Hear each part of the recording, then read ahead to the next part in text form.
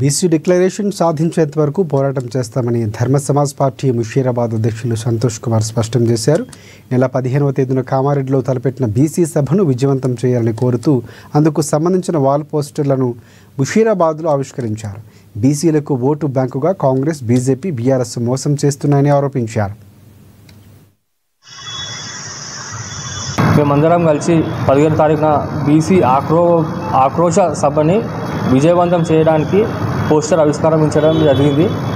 ఈ దాదాపు కామారెడ్డిలో జరిగే ఆక్రోశ సభకు 200 మంది మన ముషీరాబాద్ మండలం నుంచి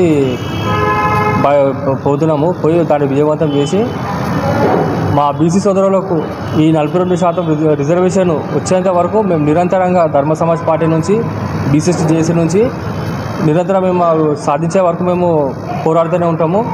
వాళ్ళ తరఫున ఎవరైతే మమ్మల్ని మా ఓట్లతోని అధికారంలోకి వచ్చి కామారెడ్డి డిక్లరేషన్లో రిజర్వేషన్ ఇస్తా అని చెప్పి తర్వాత షెడ్యూల్ అయిన పిట్టకుండా ఖాళీ జీవో ఇష్యూ చేసి బీసీ సోదరులను మోసం చేసిన రేవంత్ రెడ్డికి రాబోయే ఎలక్షన్లలో ఖచ్చితంగా బుద్ధి చెప్తాము.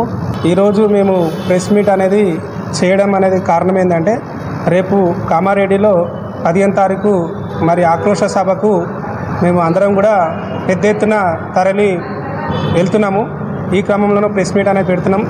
మా యొక్క నాయకులు ఈశ్వరయ్య గారు, తర్వాత చిరంజీవులు గారు, డాక్టర్ విశారదన్ మహారాజ్ గారు, బాలరాజు గౌడ్ గారు, వీళ్ళందరి యొక్క ఆదేశాల మేరకు మేము ప్రతి మండలం నుంచి కూడా ఈరోజు ప్రెస్ మీట్ అనేది పెట్టేసి కామారెడ్డి ఆక్రోశ సభ చాలా విజయవంతం చేసి ఈ పాలకులకి మేమంటే ఏందో కూడా చూపెట్టాలనుకుంటున్నాం. రాబోయే